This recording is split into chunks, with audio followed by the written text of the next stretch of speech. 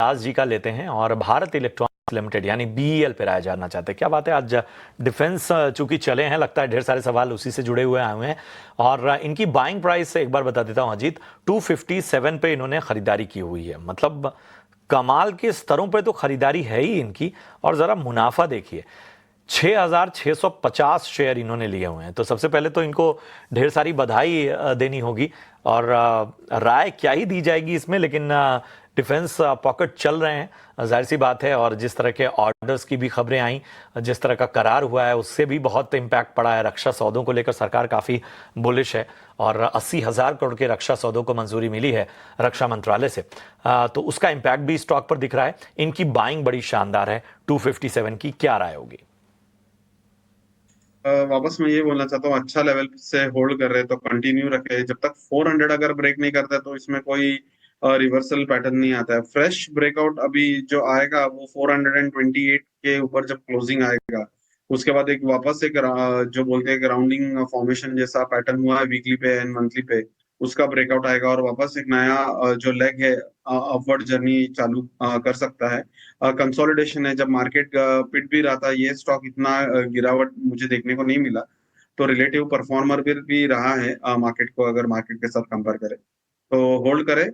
400 का लेवल पे ध्यान रखें और 438-35 के ऊपर इसमें और एक नया तेजी का इंतजार करें। चलिए, तो ये है राय, आपको बने रहने की सलाह और बधाई हो एक बार फिर से आपको।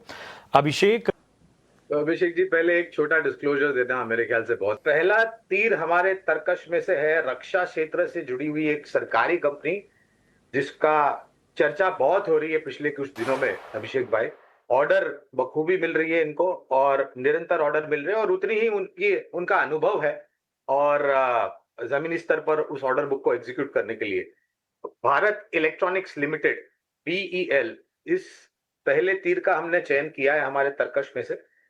लंबी अवधि के लिए निवेश की राय होगी, क्योंकि रक्षा क्षेत्र में हम अक्सर हमारे चैनल इंडियन हाउस स्वदेश पर कहते हैं कि अगर आप रक्षा क्षेत्र में निवेश करते हैं तो 3 साल 5 साल का नजरिया रखें, जिससे आपके निवेश की गई पूंजी के ऊपर अच्छा खासा आपको मुनाफा कमाना मिले।